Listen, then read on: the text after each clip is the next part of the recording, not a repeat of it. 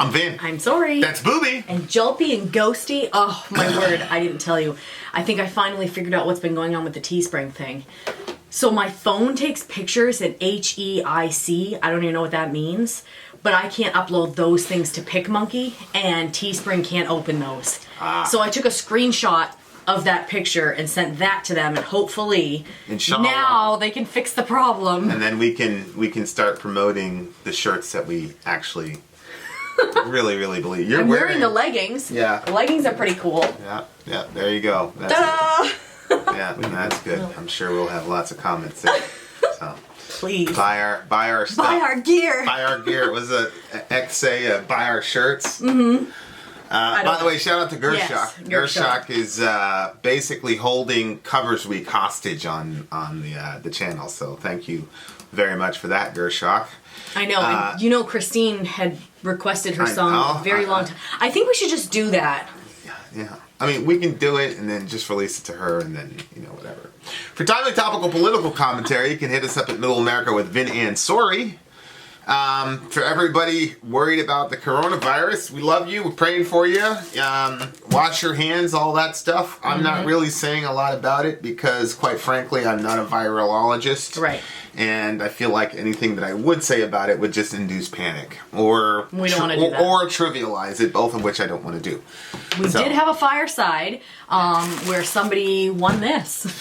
A roll of toilet paper. So you can look back. Of course, Peter had something critical to say about that too. So this guy is unbelievable. So unrelenting. What did he say? I think I am Peter's Trump. Does it like Trump finds a cure for cancer? Oh, he should have found it earlier. Yeah. The point of the fireside was just to give people give some mental relief from the stress of. Yeah, he wanted me to talk about washing hands and coming together and buying things and blah blah blah. Oh, yeah. It's like there's a lot of that happening in the internet. I just wanted to give people a space. We did. We said wash your hands at the end. Yeah. It wasn't enough. Wasn't enough. We're going to do another fireside very, very soon, ladies and gentlemen. Yeah. Fireside's where we just hang out and it's fun. It's a hangout live stream talk. Shout out to the big homie Brian who won the TP. We're gonna have to send this overseas. You realize that? Are we really? That's hilarious. Remember the Pink Floyd thing where somebody like bet, ended up costing us more than I know, but that was one of your like where you just say, hey, if you would, and I'm like, ugh. If you look back in the video, I was like all hesitant about it because I was going to tell you. You're always no, like I was going to say, because whenever they do stuff on the radio, they always say, this is for everyone in the continental U.S. Yeah. So the contiguous United States. Or whatever. I would have said that too. But why? Why do that when we can ship it all the way to... Sadat. Correct. All right. Avenged Sevenfold, let's go. I had told my mom too. I'm like, Mom, I'm gonna get paid for my art. And then in the end, she was like, so wait, how much did you get paid for that art? I was like, I paid them. All right, set me free, Avenged Sevenfold. Can we hit play, please, for the love?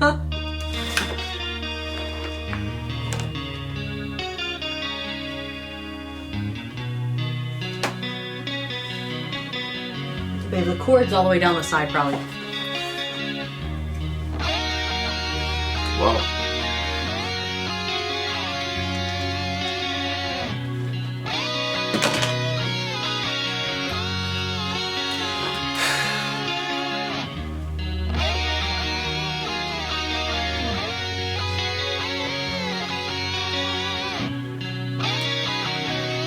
I like that.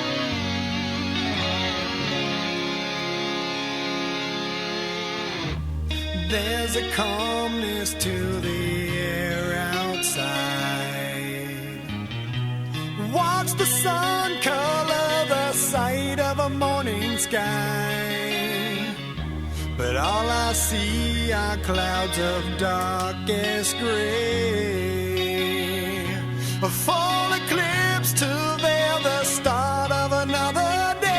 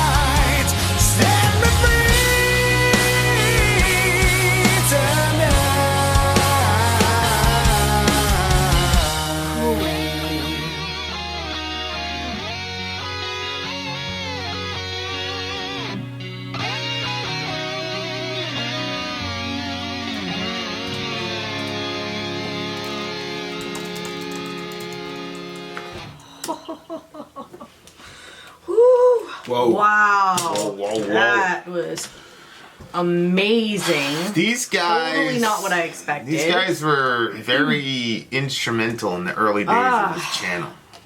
Oh, yeah. You know, yeah, for sure. It was... I mean, Tool came kind of later, but they were the first band where it was like, we ran into a bunch of, like, crazy, you know, fans, whatever. And, wow. This is unbelievable. That's pretty local. This is a very, very good song. Wicked good song. This song... Okay, what? Considering our current situation, it's very interesting. Yep. It fit so many different things that I was like... Hold on, I'm going to pull the lyrics up here because you and I... Lyrics.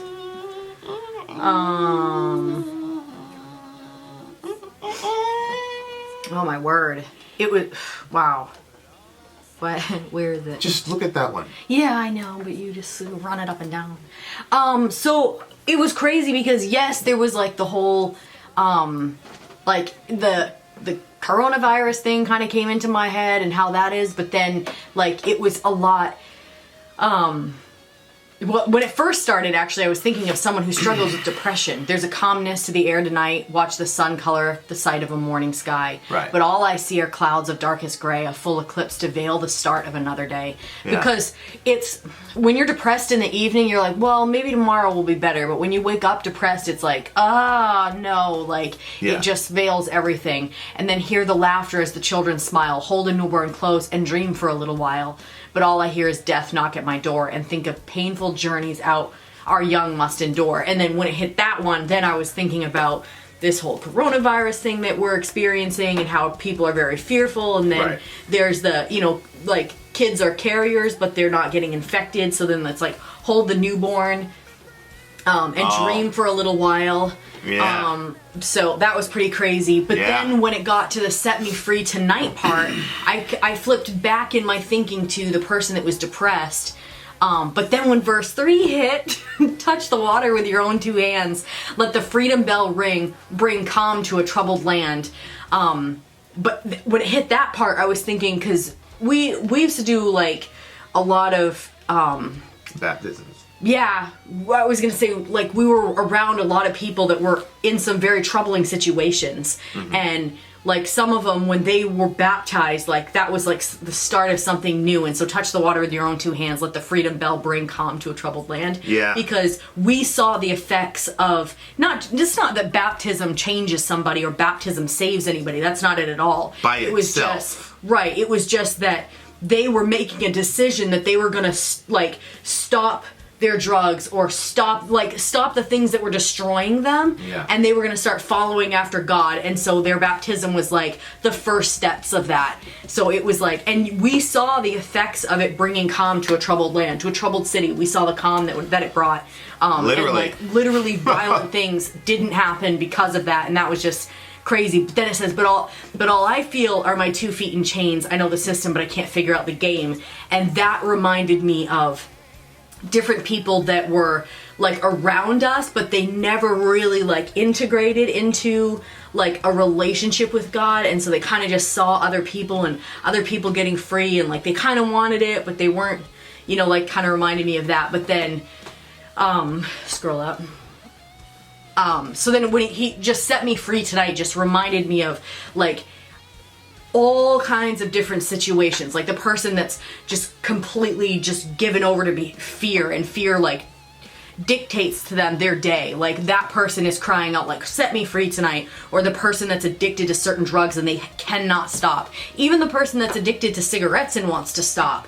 Like the person that's an alcoholic and wants to stop. Like there's so many things that people need freedom from, and there's so many things that make people feel like they're trapped or they're enslaved to it. And sometimes it can just be fear. I mean, it doesn't have to be like a literal actual something, you know, but like I was just thinking like people everywhere saying set me free tonight, and then just thinking about, we're Christians, so I don't know what this band was trying to communicate, but for me that was like whenever we had our like worship times at church, like that's what it was. It was like There was like such a freedom in that. That was like by far my favorite.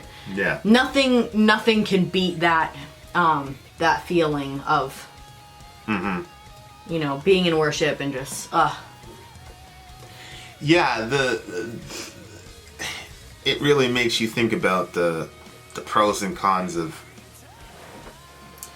being an, you know, older person or elderly person, especially like facing, you know, you go through these phases, you know, Orion, you know, he was a little zygote, then he's a, you know, fetus, and then he's a baby, and he's an infant, and then he's a, you know, I don't know what he is now. He's not a toddler yet, but no, he's still considered an infant. He's just getting very big. he's a very big one. And then toddler, and then he's 10 months. Child, or kid, and preteen, and tween, and teenager, and young adult, and 30-something, middle-aged, and old, decrepit. yeah, but you're always looking at the next, and there's a group of people who the next stage is death. You're gonna die. Yeah. And it's a pretty. I never, you know, I mean, I still don't, but I never could imagine myself being like at that stage. I always thought that I was gonna, you know, I don't know, maybe die on one of my trips. Who knows? But it never happened, mashallah. But you know, it's a crazy idea to think like there's people where they're like, okay, the next stage of my life is to not have a life, and how all of that works. And obviously for me as a Christian, it's kind of like, I remember, you know, doing man study with the boys and talking about biblical manhood and the questions they were asking, and I just remember thinking, man, I'm glad I've already been through it all. And you know, like the idea of having to go back in time, you know, people talk about like going back and, oh, I wish I was a kid. Like, I don't wish I was a kid again. No, oh no.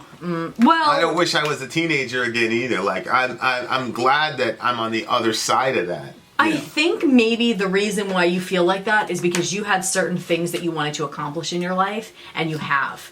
So I think that's part of it. But to me, it's kind of like, you know, having a, you know, you prep for this grueling test and then you pass the test. Yeah. And it's like, man, I'm glad I didn't have to do that again. And then you see other people that are just entering into the grade that you were in, and you're like, yep, you got a lot of work cut out for you, buddy. You know, like, and I would, you know, I already passed, so I already did my time. I don't want to go back there. Like, that's always kind of been my mentality. And I wonder, like, because you can kind of see a little bit about that. He's death is knocking at his door, but he thinks of the painful journeys among young must endure. And so, like, you know, there's a famous quote. I don't know if it was Plato or whatever, but it was, only the dead have seen the end of war. And it's like, okay, so who's really the pitiful one, the victim of the war who sees no more war, or the young person who's gonna, you know, there are people in this country and in our channel, like Cam was just talking to me yesterday about going to a Slipknot show. All he knows is us being over in Afghanistan. That's all he knows. You know, like, I heard a crazy stat that were like, there are people in Afghanistan and Iraq right now that were not even born when 9/11 happened. So it's like, that's a I didn't realize that. That's a really crazy idea. Like, these kids are over there. Get, you know, these kids home. Oh my gosh. That's a complete, right.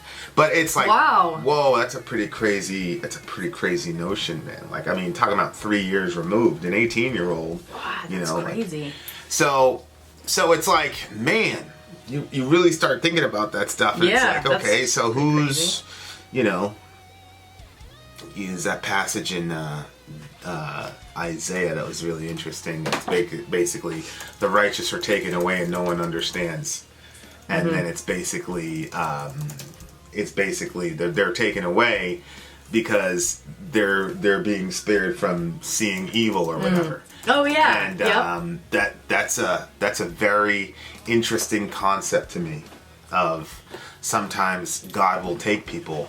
The righteous perish and no one ponders it in his heart. Devout men are taken away and no one understands that the righteous are taken away to be spared from evil. Those who walk uprightly enter into peace. They find rest as they lie in death. And it's kind of like, you know, its technical term is a theodicy. It's a defense of God. It's one of the million reasons that why do bad things happen to good people, right? And and the answer is obviously, well, if it's true that there is a God, and if it is true that there is a better afterlife that has no more mourning, crying, or pain, then this is a pertinent passage, right? Like, people are not dying at random for no reason. He enters into peace, they rest in their beds who walk in their uprightness. And then he says, but you draw near, sons of sorcerers, offspring of an adulterer and the loose woman, who are you mocking? You know, yada yada yada. But it's a very, very interesting concept that, you know, so the guy's kind of like debating this in his head, like, I'm about to get out of here, and you know. So it's pretty crazy. And then, you know, you look at this whole corona situation, man, and it's like, man, you know, it's like, what is going on? And, you know, it's a weird feeling, like, going into the store when you know what the other person is thinking, because a lot of times when you go in the store, you're in your own world, the person's in their own world, but you know, in this current situation, you pretty much have an understanding of what everybody's thinking, especially if they're around the, you know, the toilet paper aisle or whatever. And, you know, I had to buy a bunch of baby stuff today, so people were like, the cashier was like, was there something on the news that I missed? You know, big joke, you know. And, like, seeing people walk around, there was a guy walking, I was trying to get a picture of him. I was like, nah, I don't want to be one of those corny people that takes pictures of people in Walmart. But he was in his mask, and he was in his gloves, and it was hilarious because it was in the cereal aisle. And as I came closer, he was gone. Like, he wasn't and it's like, wow. And he was young, like, he was in his, you know, looked like he was in his 40s, but I was like, I don't know, maybe he has a respiratory issue, you know, heavy. Or he looked at you and he was like, I'm not catching anything from that. Asthma, you know what I mean? Yeah. It was funny, you know, that anti-vaxxer conversation that I was in? Yeah. So the Maine, like, anti-vaxxer person was there with her boyfriend, whatever he was, and so I saw her, so I went, what'd she say? I know you're not gonna get the COVID vaccine. She said, same to you, Vincent, same to you. Was she serious? Was she annoyed? She was angry. She saw me from deep. I was like, why is this white person ice creaming me like this? Oh my god! And sure enough, it was her. It was her with her miserable self. And what was her boyfriend doing? Come on, man. Oh my gosh! I mean, come on. Are you going to tell that story on Patreon? Which one? Oh man, you should. I'm not going to tell that story. I knew it. I knew you were going to keep that one to the chest. Okay, go ahead. I'm not going to do it. It's different with you because, you know, people look at you a certain way, but everybody knows that I'm prone to violence, so it's not going to be a big, oh, wow. Like, no, people would get a kick out of that story. Nobody wants to hear that shit. My point, though, is, like, it's a very strange feeling walking through the store and knowing basically what people are thinking, you know, and it kind of connects you as a human being. Like, that's one of the cool, if there's any sort of silver lining to these things, it kind of connects people and you know, you're all thinking the same thing. Yeah. People look to each other for reassurance and all the rest of it. Yeah. I think the part that I'm like, is just seeing, I mean, we did it. We got a bunch of baby food, you know, for Orion, but like, I hate like taking everything and not, you know what I mean? Like, I hate that aspect of things. Like, I wish that I was the person that had the big giant farm that I could say, come on over and get a bag of potatoes, or, you know what I mean? Like, yeah. I mean, I didn't take everything. No, but I took a bunch, but I didn't take everything. Mm-hmm. But, you know, baby food is really not that difficult to come across, especially, you know, considering his age. Mm-hmm. He can pretty much eat what we're eating. Mm-hmm. Blend it up. But yeah. So you know, everybody's kind of contemplating death and contemplating, you know, what would it be like if I wasn't here? And the other side of it is like, I don't have, you know, we grew up kind of, I don't want to say isolated, but I don't have old people like I don't have that older generation. My mom's gone. You know, my ex's mom is gone, and so the rest of the family I was pretty disconnected. So I don't have like an older person that I'm scared to death for or worry about. Mm-hmm. You know what I mean? Yeah. My grandparents are older, you know, but I think I worry about your dad. My dad, yeah. I don't worry so much about, you know, my grandparents are, you know, they've lived a long time, you know what I mean? Right. I agree. And, you know, as terrible as it is, because I wasn't the same religion as them, that didn't really input a whole lot into my life. Mm-hmm. So I didn't really make a strong bond with them or anything, you know? Yeah. Yeah. Which is sad, because I think that, you know, if you're a religious person and someone is not the same religion as you, or they're not religious at all, you would think that would make it so that way they would have a stronger bond with you, because they would be able to understand you more than other people would be able to understand, because they have the Bible. But it just, you know, it doesn't work that way in most cases. Mm-hmm. Yeah. You know, I you know, there've been a couple times in my life when I was fairly certain, like, this is okay. Like, you gonna die tonight? Yeah.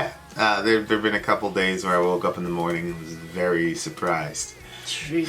But people are like, glad they're on YouTube and not in my living room. Always been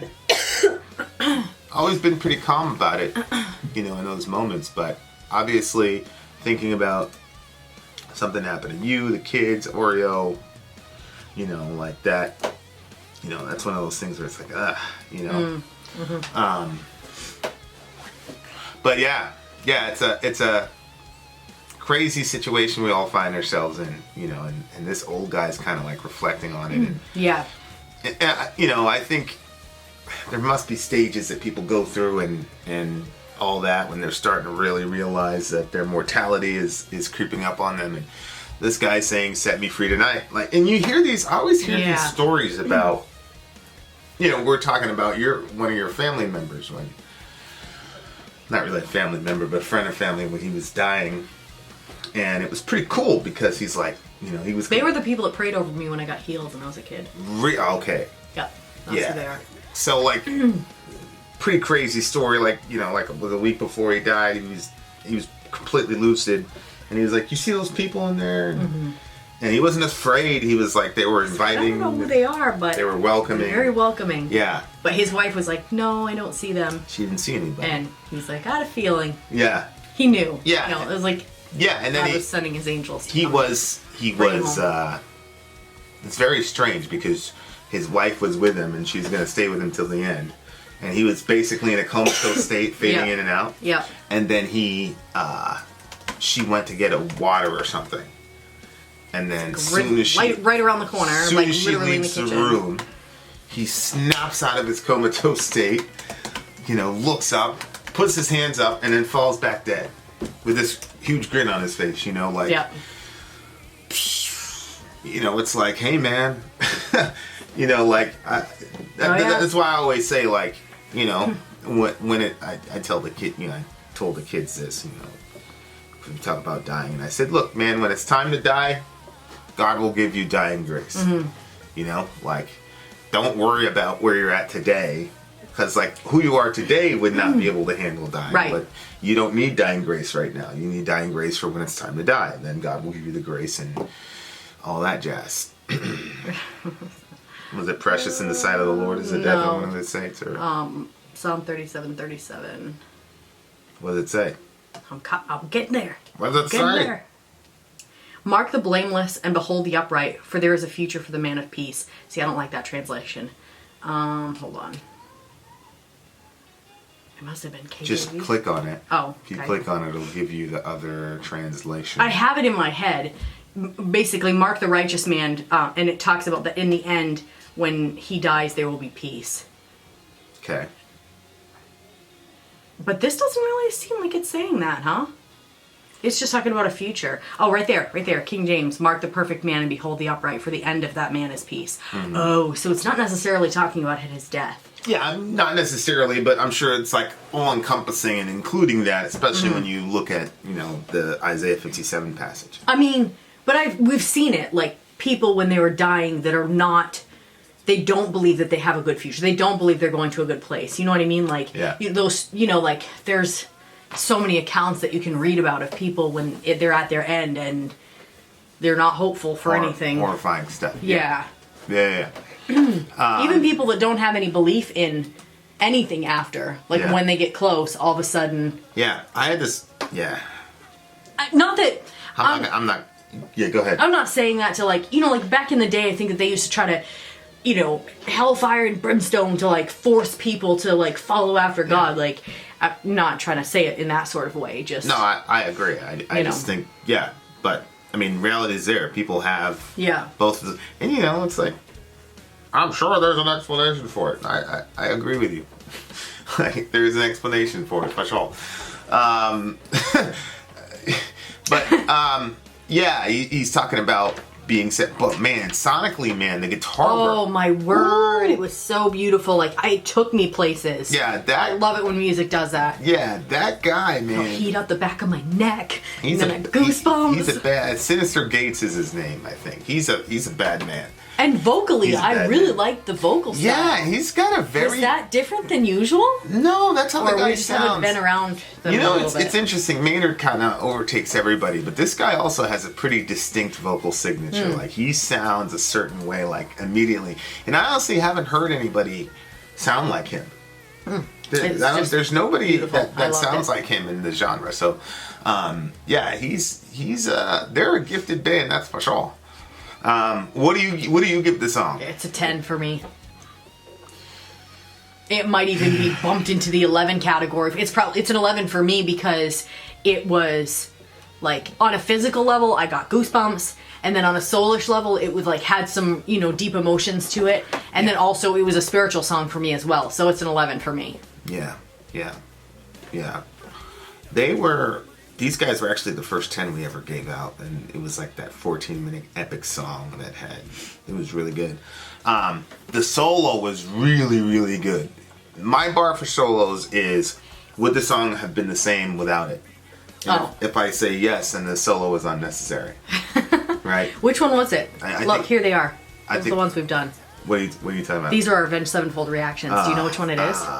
It is none of those are there. It's not there? Well, it says, let me see, show all, because there's only 4 videos on now. We have 17 of them. Yeah. Oh, I didn't realize. I don't know. Oh, it would have been a great advertisement. There it is. Exist. Oh, yeah. Yeah. It took us an hour and 5. Yeah. I could tell by my face in that one. Yeah. Yeah. It was an amazing. Yeah, I'm going to go ahead and give it a 9.9. That solo was very crazy. Very good job. Sonically, it was good. The only thing that didn't push it to the 10 is a little bit repetitive, a little bit thin on the verses. Perfect for me. 2-2 throughout the verses. Kind of. Mm-hmm. So that hurt it a little bit, but yeah, it was a very, very good song. I love his vocal style. Maybe it's because we haven't heard him in a while. Yeah, I was definitely. I miss that sound for sure. Good song.